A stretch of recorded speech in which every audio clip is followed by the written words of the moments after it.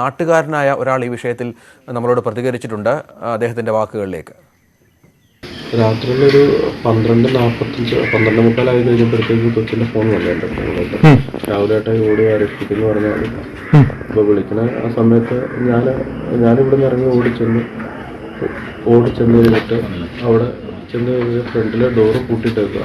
അത് ഞാൻ ചവിട്ടി തുറന്നു. പിന്നെ നോക്കി കഴിഞ്ഞപ്പോൾ അകത്ത് വീണ്ടും തീ പോലെ വന്നു. ഞാൻ അവരുടെ ബെഡ്റൂം നോക്കിയപ്പോൾ അത് പൂട്ടിയിട്ട് വെക്കുക. അപ്പോൾ അകത്ത് കരച്ചിൽ കേൾക്കാം.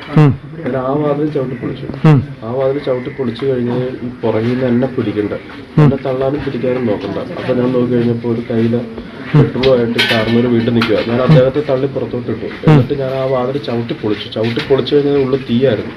ഈ തീ കാരണം ഇവർ പേടിച്ചിട്ട് ബാത്റൂമിൻ്റെ ഉള്ളിലോട്ട് കയറി കഴിഞ്ഞാൽ നമുക്ക് പിന്നെ അടുക്കാൻ പറ്റാത്ത അവസ്ഥയായി. അപ്പോഴത്തേക്കും ആൾക്കാരെല്ലാം കൂടെ ഓടി വന്നു. തീ ആളിയായിരുന്നു. മോളാണ് വിളിച്ചത്? മോളും അവരെല്ലാം കൂടെ റൂമിൽ ഒന്നിച്ച് ഓടി വന്നു വിളിക്കുക. ഇയാൾ പുറത്തുനിന്ന് പൂട്ടിയോ? അതായത് ഇവർ ഉറങ്ങിയെന്ന് കഴിഞ്ഞാൽ ഇവർ പുറത്തെ ജനൽ വഴി പെട്രോൾ അകത്തോട്ട് ഒഴിച്ചു. എന്നിട്ട് തീ കൊടുത്തു. എന്നിട്ട് ഫ്രണ്ടിലെ വാതിലെ ലോക്ക് ചെയ്തു. ഇവരുടെ ഡോറിന്റെ വെളിയിൽ ലോക്കുണ്ട്, ഇവരുടെ റൂമിന്റെ വെളിയിൽ ലോക്കുണ്ട്.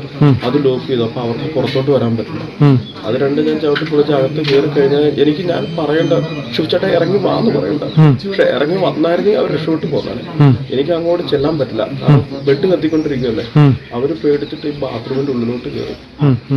നമ്മൾ അവര് രക്ഷപ്പെടുത്താതിരിക്കാൻ വേണ്ടി വാട്ടർ ടാങ്ക് അടക്കം ഞാൻ ഓടിച്ചെന്ന് നോക്കി. അപ്പൊ അതിൽ നിന്ന് നോക്കി ഞാൻ ഫ്രിഡ്ജിൽ വല്ല വെള്ളം ഉണ്ടോ നോക്കി. അതിനകത്തില്ല.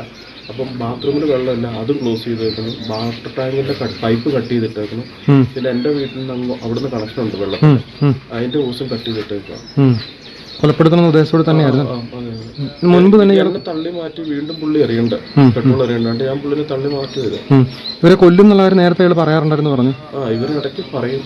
എന്നിട്ട് അതുകൊണ്ട് അവർ നല്ലൊരു വീടൊക്കെ വെച്ച്, സ്വന്തമായിട്ടൊരു വീടൊക്കെ വെച്ച് അടുത്ത മാസം മാറാൻ വേണ്ടിയിരിക്കുവായിരുന്നു. ടൗണിൽ തന്നെ വീട്. കൊല്ലപ്പെട്ട ഫൈസൽ അവരുടെ അങ്ങനെ നിങ്ങളുടെ സൗഹൃദം എന്ന് പറയാമോ? നല്ല വ്യക്തിയായിരുന്നു. വീട്ടിലെ കാരണവരെ ഇങ്ങനെ ബഹളമൊന്നുമല്ല. അവര് കുടുംബപരമായിട്ടൊരു കുഴപ്പമില്ലാത്ത